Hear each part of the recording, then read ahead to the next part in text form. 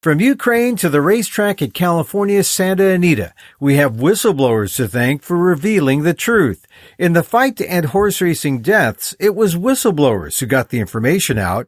As the new Santa Anita season begins, we have the latest on PETA's drive to save the lives of racehorses.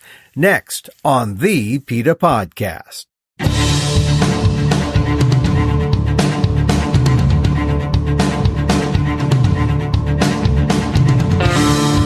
Welcome to the PETA Podcast. I'm Emil, Guillermo, your host for this behind-the-scenes look at PETA, the largest animal rights organization in the world. Here we talk to the key players at PETA and the movement and ask them about how animal rights change their lives and how they stay motivated to make the world a better place for the animals. On today's episode, scandal mars the opening of a new Santa Anita season after revelations that Triple Crown winner Justify, trained by Bob Baffert, had an illegal drug in its system when it won the Santa Anita Derby in 2018. There would be no Triple Crown. Instead, there's just scandal. In some ways, this is no surprise to me because we hear from whistleblowers every single day. There are lots of crooked trainers out there. Horse racing, when you come down to it, in many ways is just a nasty business. All we have to do is talk about the number of horses who were dying to know that. But it's very shocking because, first of all, that it was covered up. And that ends up being one of the worst outcomes of this. More with PETA Senior VP Kathy Guillermo when we begin. But first, thanks again for joining us here at the PETA Podcast. Please share a link with friends. Let them know the animals have a voice on the PETA Podcast. And if you just found us, welcome. And keep binging. There's lots to listen to on the PETA Podcast. Your questions on veganism, we know how important that is to you. We got the survey results back. Hear all our frank conversations with PETA founder Ingrid Newkirk and more on stopping testing on animals in laboratories. It's all available 24/7 wherever you catch your podcasts. Now, if you really want to help the animals, you can always hit the Donate Now button at PETA.org. And if you're high-tech and have Amazon's Alexa, it's as easy as saying, Alexa, donate to PETA. And now to our episode. Santa Anita's new season features the Breeders' Cup in November, but racing is still reeling from the 31 horses who have died in training or during races since December 2018. Because whistleblowers have come to PETA, the LA District Attorney has begun its investigation. A new revelation is that Justify, the winner of the Santa Anita Derby, tested positive for an illegal drug and should have been disqualified and never allowed to run in the Kentucky Derby, which it won, the first leg of the Triple Crown. Did the California Horse Racing Board cover up the drug test? Gavin Newsom, the governor of California, is now saying horse racing must clean up its act or its days are numbered.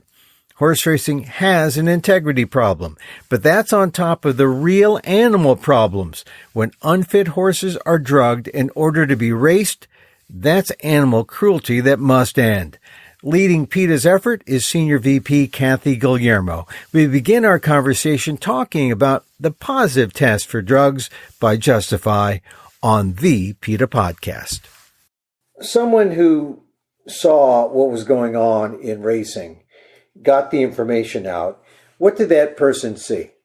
Well, it appears that Justify, who won the Kentucky Derby, the Preakness, and the Belmont Stakes, and that is the Triple Crown in 2018, before he even entered the Kentucky Derby, tested positive for an illegal substance just a month before the Kentucky Derby at the Santa Anita Derby, and that this information was kept quiet. And even though one would have expected an investigation and for him to be disqualified from this race, nothing was ever said at the time. And what would the impact have been had it been known that there were drugs in Justify's system? It was in the Santa Anita Derby, which did qualify him for the Kentucky Derby, but the drugs in the system, that would have disqualified him? Well, that's right, because scopolamine, which is the banned substance that was found in Justify's system, was at that time what's called a class 3 substance, and that requires that a horse be disqualified from the race no matter why he had the substance in his system, and that would have changed the preparations for the Derby. As you pointed out, the Santa Anita Derby is what they call a prep race for the Kentucky Derby, and Justify got 100 points toward his entry into the Kentucky Derby. Without that win at Santa Anita, he would not have been able to win the Derby and would not have won the Triple Crown. And it would have just altered history, it would have altered winnings, it would have altered reputations. It really undoes a lot that has happened in racing history. It does, and I think it's probably the biggest scandal in horse racing in the last generation to have a trainer of Bob Baffert's stature, although certainly he has been accused of quite a few misuses of medications in the past and has a number of drug violations. But for somebody of his stature to be found to have a horse with a drug positive and then to have that information apparently just swept under the rug as though it didn't happen, it is really a miscarriage of justice. I think that the people who had the horses who came in second and third are probably going to be looking at some lawsuits here. And the whole information came out because someone who was in the know, someone somewhere saw this, blew the whistle, came out, and the information came out, and now it's reported. And what does Bob Baffert, who people who see racing, they see him as the silver-haired gentleman, usually out there at the big races. He's got usually the favorites. He's one of the winningest trainers around. How did it happen that it involved him? And the information, is it credible information? It's credible information. The drug positive comes from paperwork that the California Horse Racing Board had. And the paperwork shows that not only was there one positive drug test, but another sample from the same, as what they call a split sample, where they take the sample of urine, they divide it into two. The second test also proved that Justify had scopolamine in his system. And it has sent some shockwaves through the industry. I mean, in some ways, this is no surprise to me because we hear from whistleblowers every single day. There are lots of crooked trainers out there. Horse racing, when you come down to it, in many ways is just a nasty business. All we have to do is talk about the number of horses who were dying to know that. But it's very shocking because it seems, first of all, that it was covered up. And that ends up being one of the worst outcomes of this. And when people who are in the know, when they see that these infractions or these injustices or things that happen aren't exposed, they come forward. And many of them in the past have come to PETA. That's right. Thank goodness for the good people who see something wrong and report to us. I hear from people in racing every day, and they tell me things that often we can act on and often we can't for whatever reason. We don't have the evidence that we need. But a lot of what I hear has led to investigations and has led to uncovering some pretty shady practices. You think at the very least, horse racing needs to abide by the few regulations there are governing it right now, at the very least. But now PETA is not a news organization. You're advocates for animal rights, to protect animals, to save animals. When you get this information, you try to do the best with it to stop these practices, right? That's exactly right. And when the horses began dying at Santa Anita track earlier this year, one of the things we were able to do was go to the district attorney and make the case that it deserved an investigation, that those trainers and those veterinarians of those horses who were obviously vulnerable to injury and to death were made to race when they shouldn't have. That was our contention. And that investigation with the district attorney is ongoing. So it's fortunate when we can do something like that. We can't always, but while we're working to end the cruelties and end horse racing, this is one thing we can do. So PETA was behind the DA's investigation that's ongoing, but this drug case involving Justify and Bob Baffert and Santa Anita, and which threatens the legitimacy of the second Triple Crown winner in recent years. You've identified the drug. You have the information is good. It's credible. What happens now? The governor is now involved, I understand. Well, I think what happens now is really the big question, and a lot hinges on what law enforcement and the governor do. The Governor Newsom of California has come out and he has said racing has been a disgrace this year, with 31 dead thoroughbreds on the racetrack and others on the other racetracks in California in addition to that. And he has called for changes. I think he stopped short of calling for an investigation into what happened with Justify, and clearly what we need is to get to the bottom of it. The California Horse Racing Board is denying any wrongdoing. Bob Baffert is denying any wrongdoing. And if indeed they did no wrong, let it come out in an investigation. Let them be completely transparent with their documents, their minutes, their phone calls, their text messages. Let's find out exactly what went on that led to a horse who was on a performance-enhancing drug to be allowed to keep his win in the Santa Anita Derby. And I have to say, really, the victim here is the horse, because we can talk about how it changes the course of history with the Triple Crown, but in the end, a horse was drugged illegally. And we have to remember that's the most important part of the story. And the horse was drugged because it was a performance enhancement, or was the horse hurt, or why was it even used in the first place? Well, I can't speak to the motive here, but the drug is called scopolamine. It sometimes occurs naturally in a weed, and the horse racing board is saying that it was in hay that the horse ate that was contaminated. Of course, they've offered no evidence of this, and even if it was, it's still an illegal substance, and the horse should have been disqualified from the race. But scopolamine is what they call a bronchodilator, meaning it enlarges the bronchial system of the horse so that the air can go in and out more efficiently, and that could help a horse to have an advantage over other horses. I also think all these drugs are really detrimental to the horses themselves, and too much of this drug can be very dangerous to a horse and actually cause colic. Well, you were saying that any instance of scopolamine in the system is grounds for immediate disqualification, right? That would appear to be the case. Once the positive has been found, and the second half of the sample has been tested, and a second positive has been found, it does require disqualification. And at the very least, we would have expected a hearing on this, and we would have expected to see it in the California Horse Racing Board minutes. So it's very, very troubling that we didn't see that. And in the past, trainers have been investigated for scopolamine use and have been fined and have been suspended. The trainers have been suspended. So we just have to wonder here why we heard nothing about this. So you used the word earlier in the conversation, cover-up. That's not too strong a word? I don't know yet, but it certainly appears like there was a cover-up. It's inexplicable to me that this illegal substance was found in this horse and nobody heard a thing about it, that it came out in a newspaper report.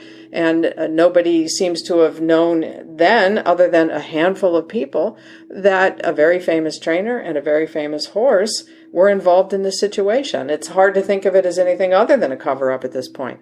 Santa Anita opens up this week. This is kind of puts a cloud over, even though you already have the history of the horses that continue to die at the racetrack while in training or from last season. But how does it open up this year with this new scandal? Well, I don't know that Santa Anita itself was involved in any sort of cover-up. That's another of the unknowns. Did anybody there know about it? Was anybody on the track told about it? We just don't know. But the eyes of the world are certainly going to be on Santa Anita on Saturday, or Friday, I guess it is, of this week, September 27th, when their fall season opens. They've been under tremendous scrutiny. They've made some enormous changes that we hope are going to prevent horses from dying.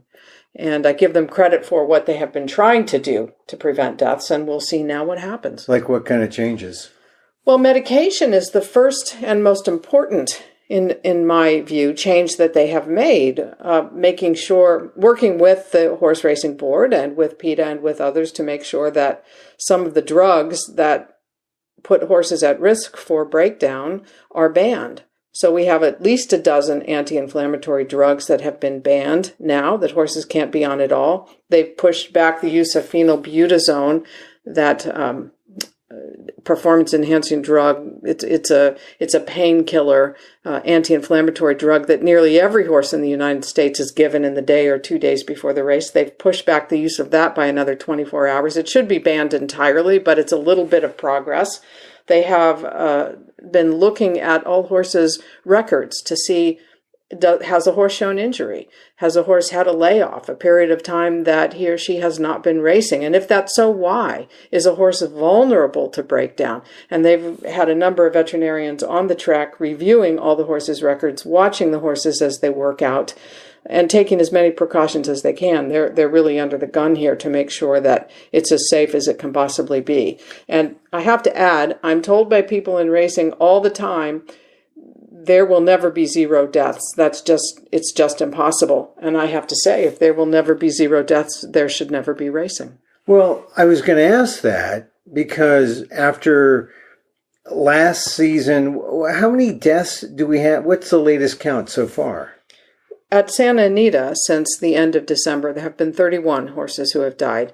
At Del Mar, which was open for 7 weeks most recently, there were 2 horses who died, and 2 more horses, so 4 total, 2 horses who collided and died. So there were 4 deaths at Del Mar. There were more deaths at Golden Gate track in Northern California.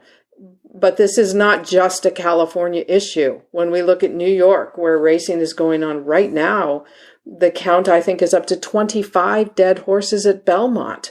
It's just absurd that racing is coming with this kind of a death toll. It's completely unacceptable. And yet, for years, people who have followed racing know that deaths occur. They accepted it. And suddenly, last year, we started noticing the count. Why was that? Because, like I said, I had been following racing since, the 60s, the 70s, the 80s, when I was a young boy. And now, deaths, when they happened, were tragic. They were reported. People remember 8 Bells. They remember horses like Barbaro. They become major news stories. But then no one then makes the leap to say, well, how many rank and file horses, aside from these big name championship race horses, die? How many rank and file? And it's right under our nose. There are dozens each year. So why was it this year, or last year rather, that it came to our attention? I think, frankly, it's because of the 11 years that we have put into exposing it and to educating the public about what happens on the racetrack. And by some very good reporting by just a few reporters who are trying to make sure that this doesn't remain hidden. But we've done 7 different eyewitness video investigations of the racing industry and all that's wrong with it. And we began with the most obvious, the deaths of horses, the breakdowns of horses, the use of drugs to keep horses running when they should be recuperating. And we have been pounding the pavement trying to get this information out, figuratively speaking anyway, through any means possible, through protests, through media, through lawsuits, through anything that we can think of that will let the public know what is going on. And for some reason this year, the public paid attention. And it's been remarkable to see the reaction from Californians, from people across the country, and from people around the world to what's going on, and to hear them say, finally, this is not acceptable. Well, it does show that PETA is a legitimate source of information, and PETA gets the information because people in the industry who have firsthand information come to PETA. It's a surprise to people in the news media, but PETA has an impeccable reputation when it comes to people on the inside. They trust PETA. They go to PETA with information. Most of what I know about what's wrong in horse racing has come from people who work in horse racing, who don't want to see it happen, who don't want to be part of it anymore, who just reached their own tipping point and decided to come to me and tell me about it. There was a case recently of a horse named Imperative who had raced for many years and was clearly a horse who had been through a lot. He had undergone serious treatments for injury. He's been medicated repeatedly. He was put in race after race. And I was alerted to this by someone who works in the racing industry who was deeply worried about how this horse was getting older and was probably going to break down on the track and die. And she worked so hard to try to get this horse into a sanctuary. She offered to buy the horse from the owner. She did all that she could, and she finally came to us, and we did what we could. We went to authorities, we went to the horse racing boards, we went to the racetracks, and we said, you better make sure this horse does not break down. This horse better get the veterinary exams that he requires.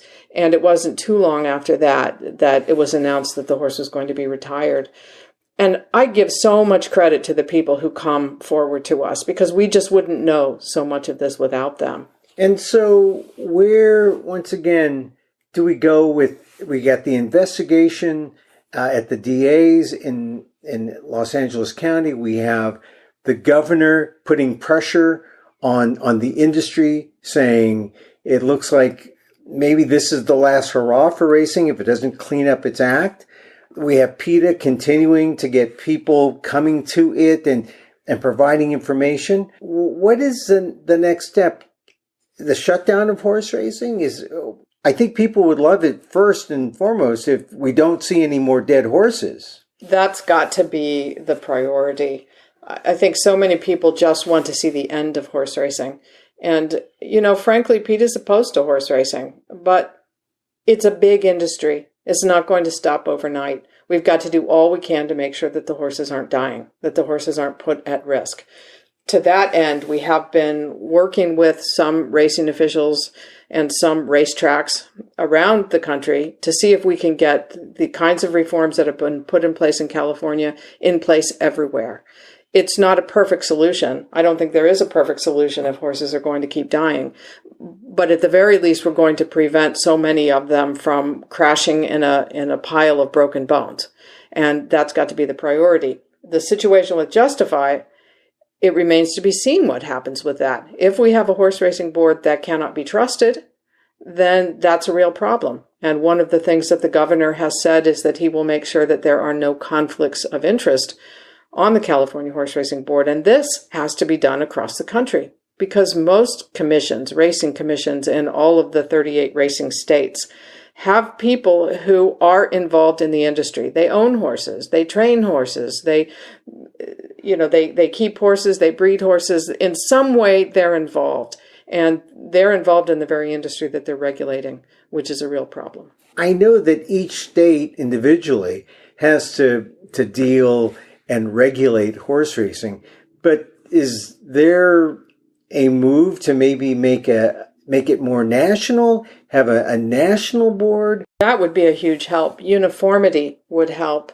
After we did the investigation of trainer Steve Asmussen and the use of drugs and medications to keep horses running when they should be recuperating, leading to breakdowns, there was such an outcry that federal legislation was introduced that would do exactly that. That would make horse racing and the use of medications controlled on a national level rather than by each state. But it's very difficult to pass a bill in this country. And the racing industry itself is divided on whether or not this should happen, with half the people saying, yes, we need to clean it up, and the other half of the people saying, go away, it's our problem, we'll do whatever we want. And that's just not a viable situation. So it looks like it's going to be state by state. California is on the hot spot now because of the Baffert Justify situation. That's a bad look for all of racing everywhere. All of this has had an impact on racing because there are fewer horses out there, because it seems that the racing stock has been impacted, shorter, smaller fields, the betting handle is down. What's going on in racing? The truth of the matter, the lack of integrity in the game, the decline is more pronounced than ever before, I think. Well, it's an industry that's been in decline for 20 years, and yes, it's certainly accelerated. One of the things that we have said is that if we hold trainers and veterinarians and tracks to higher standards, there will be fewer horses and fewer races. And that certainly has been the case. At the end of the spring season at Santa Anita, they were racing one less day a week. At Del Mar, they chopped an entire week off their summer season, and there were fewer races in the day. So there's no question that the effect has been huge. The amount of money bet is way down in California. And I think it's because people are staying away. Well, I shouldn't say it's only that. Certainly the amount bet is because of that, but it's also because there are fewer horses. There are fewer horses who can qualify if we make the standards high enough. And it means that fewer horses die. That's exactly right. Just so that people understand the whole idea of drugs, it's not necessarily to make them run faster. Sometimes it's just to make them run. Sometimes it's a matter of we have injured horses or hurt horses or horses that aren't totally mended, and they're given drugs to feel better to run. Now, the trainers and the owners would say, well, make them feel better so they can run. That's a good thing. It's like giving a kid some cough syrup and then sending him off to school. But in some ways, it's really more diabolical than that, because when a hurt horse is given a drug to run, it can kill him. It can threaten him. When we talk about drugs, we're talking about two parallel situations. The first is the one that you just mentioned. There are an entire list of dozens of medications that it's perfectly legal to give horses as long as they have under a certain percentage of that medication in their system on the day that they race. And then there's also Lasix, the diuretic that's given to virtually every horse on race day. And yes, the excuse is, well, it's like an aspirin. If the horse feels bad, don't you want the horse to feel better? Well, the problem is, if a horse has a slight injury or a soreness or something that will make him vulnerable to a broken bone, and he's given medication like that, he's not feeling that injury. And if he's not feeling it, he's not showing it, it's impossible for a veterinarian to know that the horse is vulnerable to breakdown. The horse goes out there, a bone breaks, the horse is going to be killed. The second use of drugs is illegal substances, and that's what we're talking about with Justify and scopolamine. Scopolamine is a substance that is not legal ever for anything, basically, and it's certainly prohibited to be in a horse's system at all on the day that horse is racing. And that has a different set of rules that go with it, and that's what apparently didn't happen here. The horse was not disqualified from the race. The trainer was not suspended. There was not a hearing. We heard nothing about it. And it remains probably, as you said, maybe the biggest story in horse racing in the last, you said in a generation? I think so, because this is a Triple Crown winner. And when Justify won the Triple Crown, his breeding rights sold for more than $60 million. His stud fee is $150,000, and the horse who came in second in the Kentucky Derby, his stud fee is $35,000. So fortunes are being made on the back of this drugged horse. And of course, it is the horse we have to be the most concerned about. There are also ramifications for federal violations of wire fraud and racketeering. There were people who bet on the Santa Anita Derby from states outside of California through the Interstate Horse Racing Act. And if a horse was drugged, there's a potential here for prosecution under wire fraud laws. So it's not over yet. And as you just described, this thing can just snowball into, it shows just how much is lacking in terms of integrity in horse racing. Unfortunately, that's what it shows, and we will see what happens now. I am waiting for officials to come forward and say an investigation will begin, but I have heard nothing yet. And I would encourage the people on the California Horse Racing Board, and there are people who in the last few months have worked very hard to improve the situation for horses. And I believe there's sincerity in this, but they need to come forward and they need to be transparent about what happened.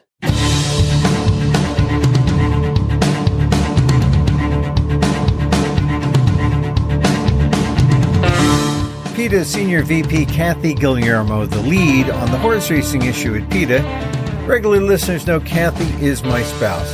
Learn more about the horse racing deaths at PETA.org. And if you're a whistleblower like all the others, contact Kathy at PETA.org.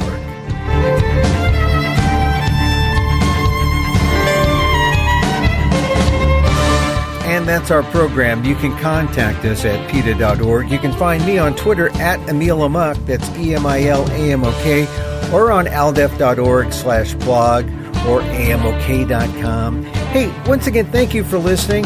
Check out all our episodes on Apple Podcasts, where you can rate and review the show. It helps get the word out about the issues you care about.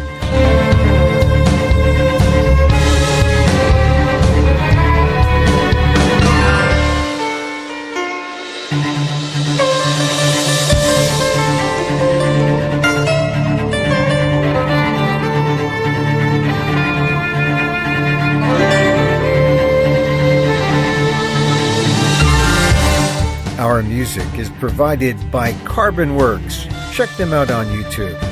Thanks again for listening. Join us next time for more insight into animal rights and the fight for a cruelty-free world on the PETA Podcast. I'm Emil Guillermo.